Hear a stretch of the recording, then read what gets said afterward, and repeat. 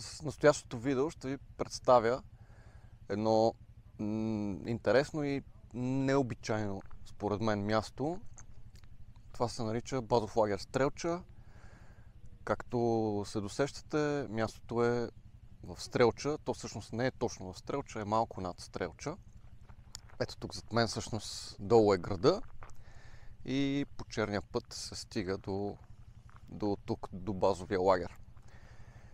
Мястото, защо казвам, че е нестандартно и необичайно, защото това е не просто зона за къмпингуване, а е място за спорт и за активности сред природата. Домакините предлагат байк турове, АТВ турове и каяци. Там долу се виждат даже на Стрелча сгради от града. Оттам по улиците следват около 500 метра тесен асфалт и още 500 метра такъв черен път, за да стигнем до базовия лагер, което представлява ето тази голяма територия, заградена с ограда, табелката. И какво представлява? Къмпинг зоната е на две тераси. Тук долу е паркинг за автомобили.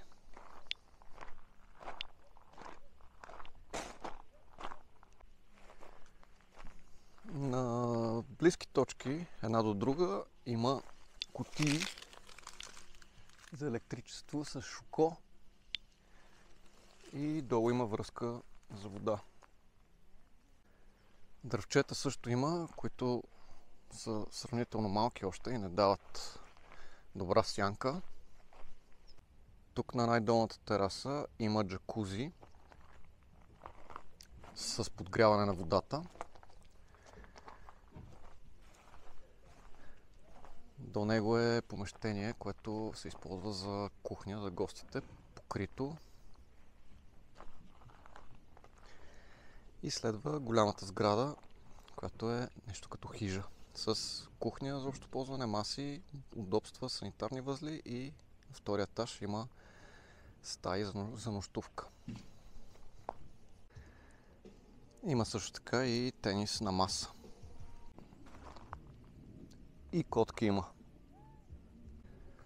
По-нататък на долната тераса, след хижата, е склада за екшън екипировка. Тук са лодките, АТВ-тата, байковете.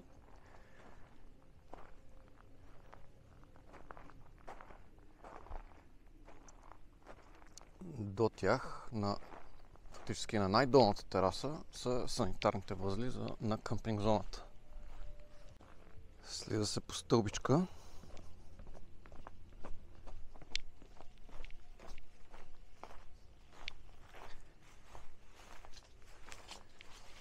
И тук има две бани.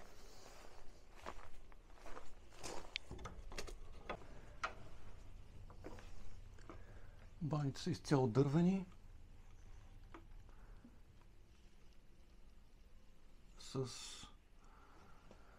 Долу с ламаринен пот.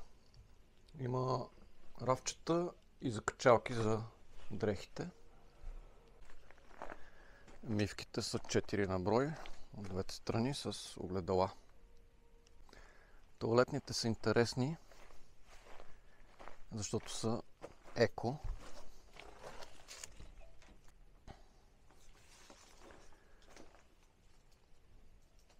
Много широки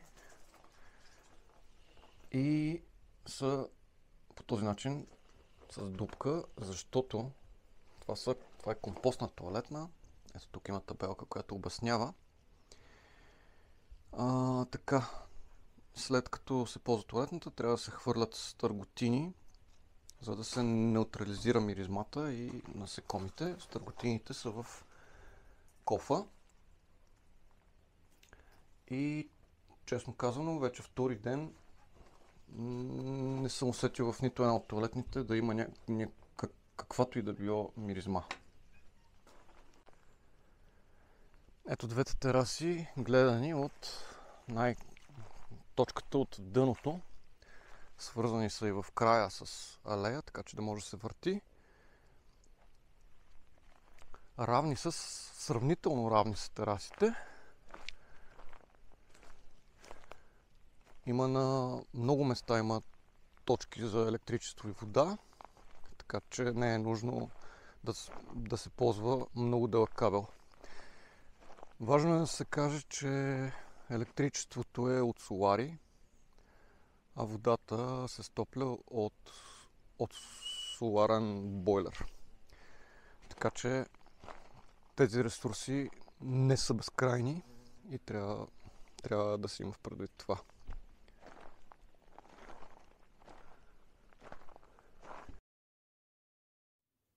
Тук с тези кадри от високо може да се ориентирате в разположението на отделните сгради в базовия лагер.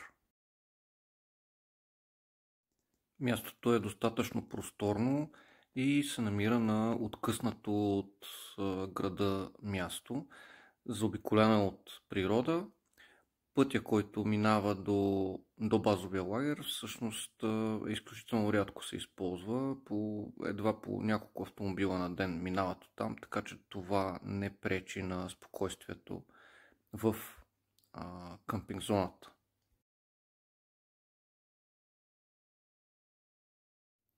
А сега давам думата на собственика на базов лагер Стрелча, Светлю, да разкаже от първо лице за мястото. Привет! Казвам се Светослав Пейчев, или за повечето, както съм познат, Светлю, или Чичо Светлю вече. Намираме се в базов лагер Стрелча, който е една зона за хората, които обичат и практикуват спортове на открито, обичат природата, къмпингарстването и добрата компания.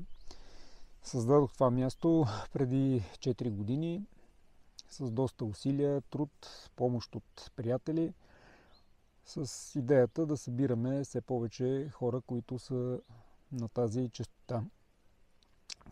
Както виждате зад мен, има няколко вида превозни средства, с които се забавляваме по време на престоя ни тук. АТВ-та, велосипеди, лодки и някакви други екипировки за различни видове спорт. Базовия лагер е едно място подобно на малък къмпинг, да не кажем, защото не съм се целял да правя точно къмпинг по стандартите, но направих някакви елементарни удобства за настаняване с кемпери, каравани, палатки и съответно основната част от хората, които идват тук или евентуално ще дойдат, са хора, които всъщност споделят това виждане за изживяванията сред природата, активностите и съответно добрия релакс след това. Мястото е недалеч от град Стрелча, около километър и половина от центъра.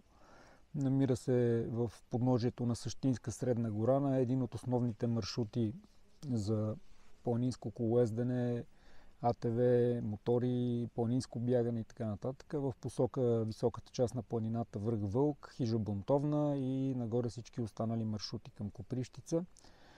Не случайно го избрах да е точно тук, защото Средна гора е доста подходяща за практикуване на спортове на открито почти целогодишно, с много малки прекъсвания през лятото и зимата. Лятото заради по-високите температури юли-август месец не е най-подходящия период, но всичко зависи от годината. И зимата, може би, имаме около месец и половина сумарно за цялата зима по-лошо време. Така че ние тук реално не спираме активния туризъм. АТВ туровете са без прекъсване целогодишно, велосипедните турове също.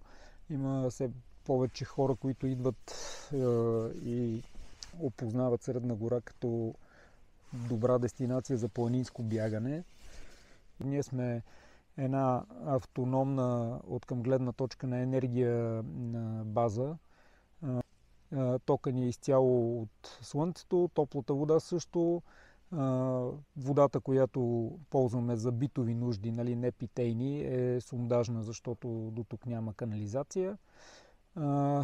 Опитвам се посредством усилията и на общината, и на много приятели и познати да поддържаме региона сравнително чист. Това, което бихте могли да разнообразите в почивката си, освен да се насладите на хубавата природа в Средна гора, при нас може да наемете или да се организирате като група, да се направи велотур с водач или без водач, като ние разполагаме тук с 8 велосипеда, 2 от които електрически. Живот и здраве, по-нататък ще увеличим бройката на електрическите велосипеди. Имаме каяци едноместни и двуместни за 15 човека. Турове с каяци обаче се правят в околните язовири според сезона в годината, според периода, защото, както знаете, язовирите в есенния период са доста източени и това, което може да се използва като ресурс, е язовир Душанци основно към момента. Нали, най-хубавият и голям язовир е Тополница, но той е използваем в периода април-юни. Има едно друго малко язовирче под стената на язовир Пясъчник, казват му Микрото. Там също ходим доста често, защото е много чисто, няма никакви рибари и е супер подходящо за леки каяк разходки, за начинаещи и за падълбордовете, които също имаме тук налични. АТВ туровете са нещо, което напоследък все повече се търси и предпочита като вид изживяване. Ние разполагаме с 4 двуместни машини. Повечето от тях са чисто нови. Винаги туровете се водят от водач, аз, като преди това правиме подробен инструктаж за машината и самото каране на този вид техника. Няма състезателен елемент в тези турове. Идеята е човек да опознае планината, да се порадва на природата, да види някакъв нов тип изживяване, защото АТВ-то е различно и от мотор, и от велосипед, но в същото време дава своите предимства като проходима техника и съответно, нали, ни доставя удоволствие. Може да се правят едночасови турове, може да се правят и целодневни турове. Също може да се правят и експедиционни няколкодневни турове, естествено с предварителна заявка и за хора с повече опит. За каяк туровете, това, което е добре да си има в предвид, е, че персонални турове за един или двама човека не предлагаме. Минималната бройка е 6 човека. Нали, при група или вече съответно, ако сами си превозвате лодките и, нали, правите тази активност, от нас може да наемете едноместни или двуместни каяци. Експедиционни, морски каяци, висок клас. Така, това, което в базовия лагер може да се забавлявате и да спортувате тук в самия двор. Както виждате, имаме тенис маса, имаме хилки, топчета, имаме комплект федербал, фризби и дартс закачен на стената. Така че за хората, които предпочитат тези по-пасивни забавления, могат да се възползват от тях. Другото, което като релакс зона, както е модерно да се казва, имаме една финландска вана с печка, която подгрява водата в нея. Това е така наречената финландска дървена каца или вана с печката, с която я подгряваме водата. Капацитета на тази вана е 8 човека. Има отстрани удобен плот, на който може да поседне човек или да си сложи чашката. Доста Приятно е усещането в топлата вода, като частично част от водата даже слагаме и минерална вода. Нали, нямаме прекарна такава, но с резервоари доставяме. Ваната е добре предварително да знаем, че има желание от групите или от хората да се ползва, за да може да подгреем водата. Това, което може да ползват хората, които кампират навън през по-топлите периоди в годината, е тази беседка, която е затворена. Вътре има в момента места за 12 човека, но има възможност да се сложи маса с още 4 места допълнително. Имаме сгъваеми столчета и масички, които изкарваме навън. 2 метални огнища, в които може да се пали огън. Съответно може да ползвате едно барбекю на дървени въглища и локтигана на едно от огнищата. Също доста неща могат да се приготвят на него. Мястото за лагерните огньове е тук, между беседката и основната сграда.